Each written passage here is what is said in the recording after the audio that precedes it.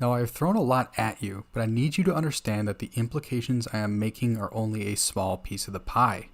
Why is Fight Pass and the UFC by extension paying for broadcast rights to FAC? That's where the rabbit hole gets deep.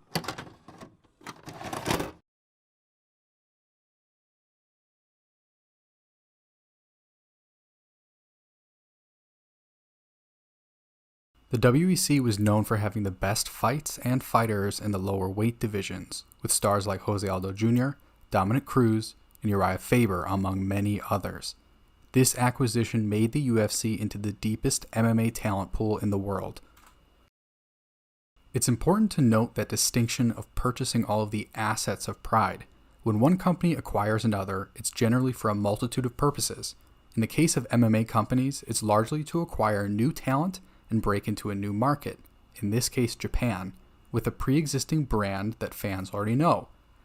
Creating a new brand is expensive and not a guarantee of success. Purchasing an existing brand is a much safer investment. By purchasing Pride, Zuffa and the UFC had just opened up shop in one of the three biggest markets for MMA at the time.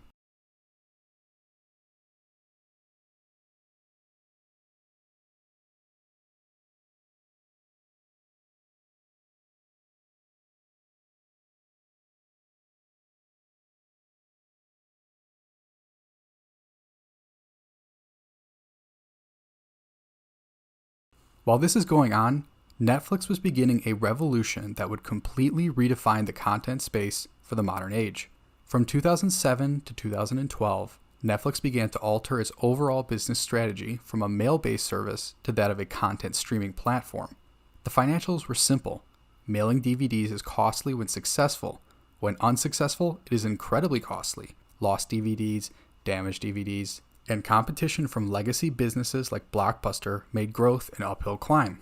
So Netflix reoriented by continuing to expand its offerings on a web-based platform. This drastically cut costs while revenue began to grow faster and faster. Venture capitalists, or VCs for short, caught on and began sinking capital into the company to buy more and more TV, movie, and other multimedia IP streaming rights. Quickly, IP refers to intellectual property. It is the legal term for the ownership of the rights to a specific product or service. If I try to post a full episode of The Office on YouTube, I will get sued for IP infringement by NBC. If I license the IP from them, I am free to use it within the bounds of our contract. The UFC was no different in its intentions, and just like Netflix, they were sitting on a pile of marketable IP with very little cost and high revenue potential. Remember before when the UFC purchased the assets of Pride? Those assets include their entire fight catalog, featuring some of the most incredible Pride Grand Prix in history, like Shogun Rua's legendary 2005 run through the middleweight tournament. That IP was a goldmine of content for a burgeoning streaming service. UFC Fight Pass launched in late 2013 with the intention of monetizing those assets from the three major purchases. But then, stagnation. See, the problem both the UFC and Netflix faced was that their model worked best ramping up, but then sort of stops growing once content is purchased and put live. You need to be constantly buying new content to give a reason for someone to subscribe to the service. Otherwise, they'll leave, and now you are burning cash rapidly. Netflix's solution was to begin producing its own unique content like House of Cards and Orange is the New Black. The UFC didn't really do much. In late 2014, they signed a broadcasting deal with Invicta, and followed that up in February of 2016 with deals to broadcast K1 and Glory kickboxing fights. They also signed 3 MMA deals in 2016 with Titan FC, TKO, and Cage Warriors.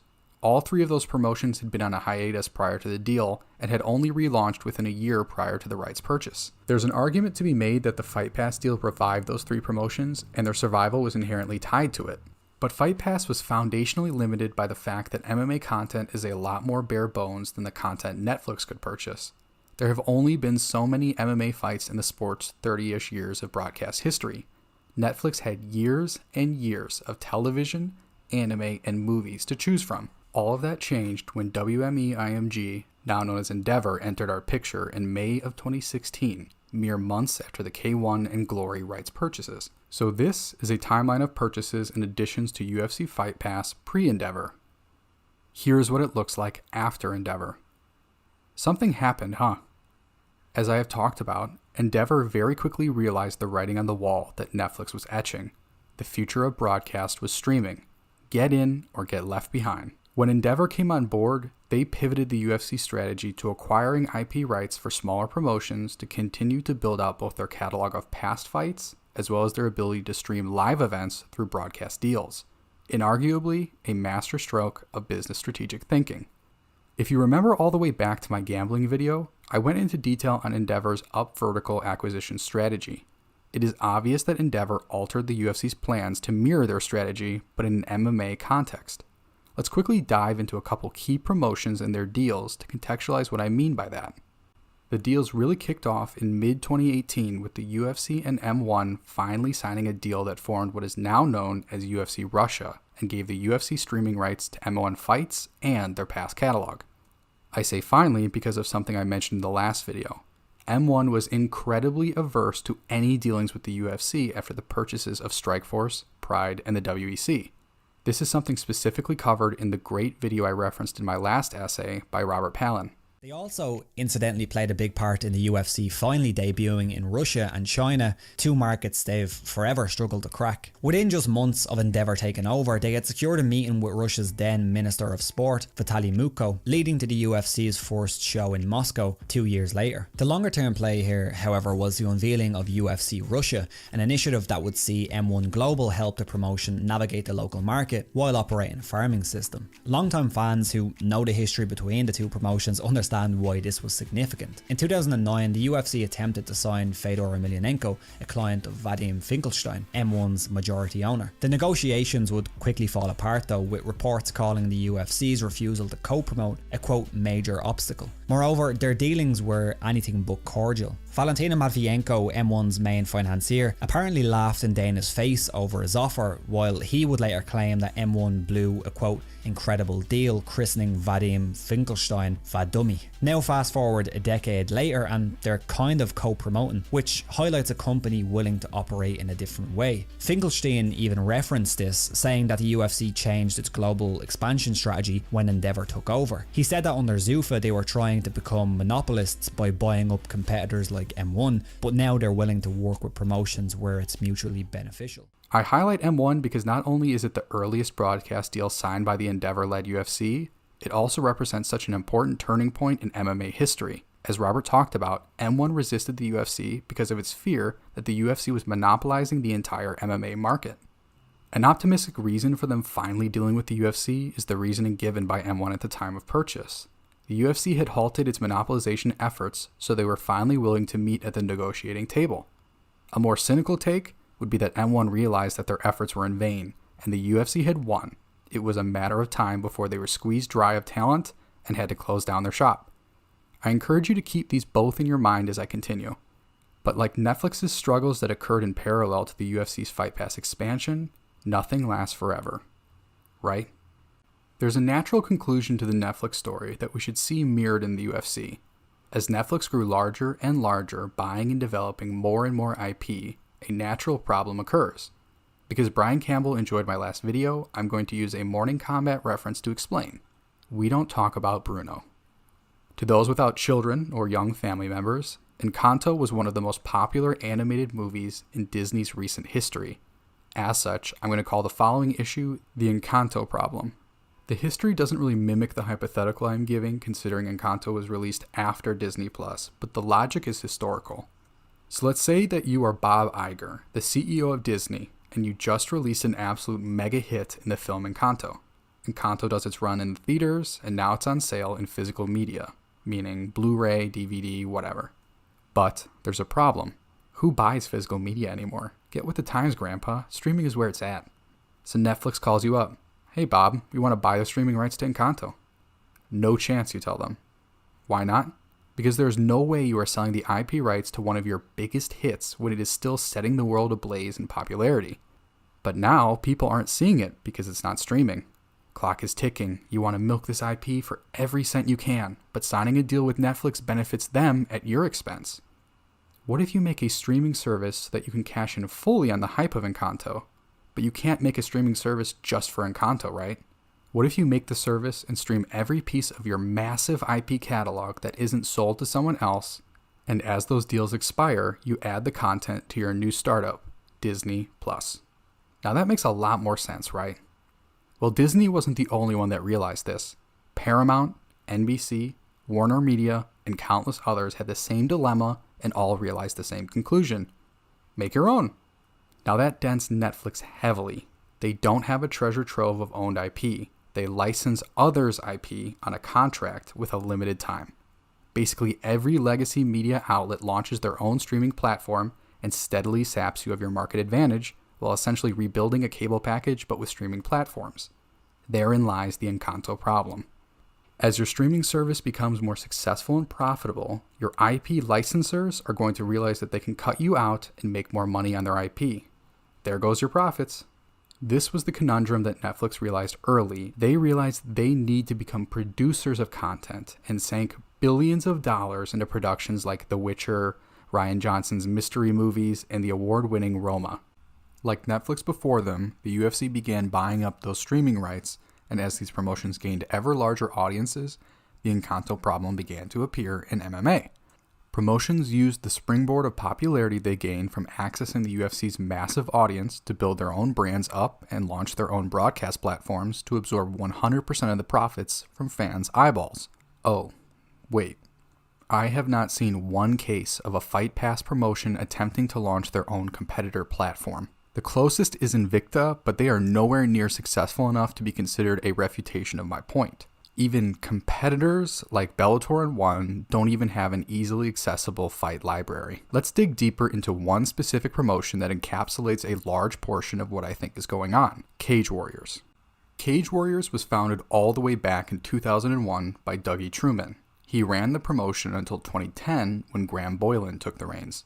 Boylan led an expansionary effort to try and build Cage Warriors into a true competitor for the UFC. They aggressively spent their capital resources to expand their market as far as possible. But they ultimately failed in November of 2014, leading to the promotion going into hiatus and Boylan resigning months later in February of 2015.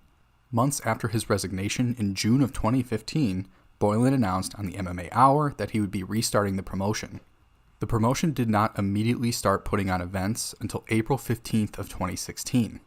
2 days later, on April 17th, 2016, the UFC Fight Pass announced that they had closed a deal for the broadcast rights to Cage Warriors' live fights and past catalog. It's important to note Cage Warriors has produced some of the biggest names in UFC history: Michael Bisping, Dan Hardy, and most importantly, Conor McGregor. Now, Conor left the promotion to sign with the UFC in February of 2013. November of the following year, they shut down. Boylan spent all of his resources to try and build the promotion up around the talent he possessed, which included a fighter that would go on to become the biggest star in the sport's history, and failed. But Fight Pass offered a lifeline, so he accepted. Now, I speak of Boylan specifically for a very important reason. In the lead up to UFC 282, Paddy Pimblett did an interview with Dana White where he excoriated Ariel Helwani for what Paddy claimed was his greed over not paying fighters for interviews. I hate all these journalists, especially the ones what earn off us, know what I mean? Like Ariel Helwani in particular, like he loves earning money off fighters. Something much more interesting occurred to me when listening to this, though. Then he says, I'm coming from San Diego, all that. I say, how about Monday, November 21st? He writes back, I'll speak to Graham, as I'll be with him most of the time. Graham is his longtime manager, Graham Boylan, also promoter for Cage Warriors. Ah, and there it is. Just like Wooster before him, Boylan is blurring the lines between manager and promoter matchmaker.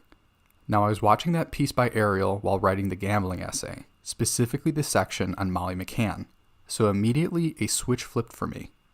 Who is Molly's manager? I tweeted that out and got the expected answer: Graham Boylan. You see, Molly McCann also went through Cage Warriors before being signed by the UFC. She won the strawweight title, vacated, and signed with the UFC. Boylan also represents Jack Shore, who won the Cage Warriors Bantamweight Championship, vacated, and signed with the UFC. Boylan represents Jai Herbert, who won the Cage Warriors Lightweight Championship, vacated, and signed with the UFC. So, let's incorporate some data, shall we? Let's look at all 14 Cage Warriors champions that were crowned after the Fight Pass deal, but only those who decided to sign directly with the UFC, not Dana White's Contender Series. The 14 fighters on screen fit the criteria, so now let's add in who manages them based on my current research. To the best of my knowledge, here are the fighters not represented by Boylan. Modestas Bukauskas, who is repped by Iridium. I cannot find managers for Oscar Piachota or Nad Nuramani. Finally, Ian Gary is represented by his wife, a former presenter for Cage Warriors. Mathematically, 71% of fighters fitting this setup are managed by the promoter of Cage Warriors, Graham Boylan. But let's dive a little bit deeper. Let's talk directly about the concept that I have been hinting at in this video. Like I said in the last essay, guild economics rule MMA, not a market like my prior solution would require. To really drill in this point, I think we need to visualize it. Let's look at the areas of coverage for some of the major overseas promotions the UFC assigned to Fight Pass. M1, Aries, Cage Warriors, and LFA. If we squint, I think we can make out a map of the major regions of MMA talent, right? Russia, France, the UK and Ireland, and Brazil. Who runs these promotions? Aries, Fernan Lopez, promoter, manager, and coach. Cage Warriors, Graham Boylan, promoter and manager. LFA, Ed Suarez, promoter and manager. Instead of buying promotions outright and expensively, the UFC appears to be using the broadcast deals to fund regional competitors, steadily turning them into contracted feeder leagues. Think of it like this. The UFC offers these promotions cash for their broadcasting rights, which keeps them profitable. These promotions can advertise to up-and-coming fighters that they will gain increased exposure at their promotion compared to a non-Fight Pass associated regional promotion. That's an easy answer for a fighter, right? Over time, more fighters leave non-Fight Pass oriented promotions to join the Fight Pass ones, grinding the losing promotions into dust. Good for the Fight Pass affiliated promotions. Their competition is now gone, and they are free to grow with their talent. But wait, I haven't found a single one of these promotions that doesn't have a UFC clause in their contracts. If the UFC calls to sign one of their fighters, they are released from that promotion and are free to sign with the UFC. Therein lies a problem, right? I would argue that there are 3 stages to the Fight Pass deal. The early stage featuring promotions like Aries, where the MMA scene is just ramping up. Aries is able to stall out competition through the money they make off the broadcast deal, steadily waiting for competition to dry up. Once that happens, we enter the middle phase encapsulated by Cage Warriors. With no competition, Boylan and promoters like him have the potential to assert undue influence on the best fighters in their promotion. This could take the form of influencing them to sign with them for a one-way ticket to the big show, the UFC. But a question remains unanswered. Why is this a problem? To answer that, we need to look at what we can term late-stage Fight Pass promotions, and the one promotion whose lead promoter I purposely failed to mention earlier, M1 Global. Alright, here's some facts about M1. In July of 2018, M1 signed their deal with the UFC to create a co-promotion called UFC Russia to use as a farm system for developing regional talent before debuting in the UFC. Notable fighters from M1 include Shavkat Rakhmonov, Movsar Evloev, and Islam Makhachev. Unquestionably incredible signings for the UFC. So let's look at some up-and-coming fighters from M1 to be on the lookout for in the future. Someone like reigning M1 heavyweight world champion Alexander Volkov, who has been with the UFC since November of 2016? Okay, maybe they just shut down their heavyweight division, right? Let's talk about a premier division like welterweight. M1's reigning welterweight champion is Shavkat Rakhmonov, fighting in the UFC since October of 2020. Huh. Okay, well, why don't we just look at every champion? I am sure they just haven't gotten around to a new title fight at welterweight, right? Interesting. Every single reigning champion in M1 is currently or has recently been signed by the UFC. Very weird. When was M1's last event? September 2020. And there we have something to think about. In July of 2018, M1 signs up to co-promote with the UFC. 2 years later, they host their last event due to COVID restrictions and have yet to reopen. The UFC absorbed all their major talent. What about the rest of the fighters who were not yet UFC caliber? most likely scattered to the wind of various up-and-coming regional promotions in Russia, I assume. This is to me where the Encanto problem returns to the forefront. So why no Encanto problem? Let's return to the Disney-Netflix negotiation to complete this plot arc. What if instead of Netflix calling Disney CEO Bob Iger after Encanto explodes to negotiate a deal, they instead had a contract with Disney and Bob Iger that they could automatically purchase any IP rights at a set price whenever they felt like it. Now, Bob would never have signed that deal, right? He has absolutely zero leverage to do his fiduciary duty to the shareholders of Disney and the ownership of the IP that the artists who created Encanto retain. What if instead, Bob Iger signed a different deal with Netflix and the contract worked as follows? Netflix could purchase the IP from Disney at a pre-negotiated price, but, importantly, Bob Iger would personally receive 10% of the revenue derived from Encanto. That would be incredibly unethical, right? Disney would never allow him to do that. But what about a promotion that would essentially be bankrupt without the Fight Pass broadcast deal, like we saw in a revived Cage Warriors? They are not in a position to negotiate their way out of that Netflix Bob Iger IP deal, right? I would argue the Encanto problem will never occur in MMA, as it currently is constructed. These promoter managers could hypothetically function as the gatekeeper to the UFC for the top talent in their promotion, thereby wielding their conflict of interest as a cudgel to leverage those fighters to sign with them. But what about the young fighters and veterans who are not top UFC prospects? Their development is stifled by a promotion that functions more as a farm system for the UFC than a genuine regional promotion devoted to developing homegrown talent. This once again tracks back to my mathematical analogy from my gambling video.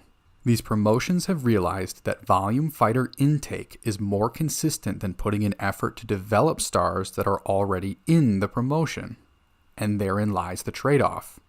The system I have outlined helps the talented get in faster, but caps their earning potential. The conflicted promoter manager can't play hardball with the UFC in contract negotiations out of fear of them going to a different person to be that gatekeeper. This inherently lowers fighter pay of the top stars as their managers are not able to fulfill their fiduciary duties to them owing to the conflict inherent to their dual roles as promoter and manager. So the top talent is stifled, while concurrently the lesser talent is essentially ignored and stuck in an MMA purgatory, never able to actually break through without extenuating circumstances that allows a promoter manager to consider them for his pathway to the UFC. So why should you care? It may seem like the UFC broadcast partnerships create a highway for the most talented fighters to reach the UFC. I would argue instead that the UFC has built a Byzantine bureaucracy that rewards the politically connected over those deserving of a promotion. And why would the UFC participate in this system? Antitrust laws. As I said in the last video, the UFC is actively engaged in an antitrust lawsuit. Purchasing promotions bolsters the case against them. So why not repurpose Endeavor's business model of up vertical integration that I talked about in my UFC business structure video? That strategy inherently shields you from antitrust lawsuits while retaining your structural advantage. You see, this is much bigger than FAC or any one promotion management company. The 3 stages of Fight Pass promotions I have outlined create a scary future for the sport of MMA. Early stage promotions like Ares sing the UFC's blessings for resurrecting or sustaining the financials of those promotions. Eventually, they win out over regional competition, thus opening up the possibility for the promoter to exert leverage on fighters that are essentially stuck in these promotional ecosystems. As the UFC absorbs more and more top talent, the promotion begins to enter a death spiral, and one unforeseen event like the pandemic could be the nail in the coffin for their future. The promoter manager can live off the revenues from their fighters, but as they retire or get cut from the UFC, or are just poached by larger firms, the Faustian bargain ends and the devil comes to collect his due. Not convinced this is a problem? That's okay. I will see you next week.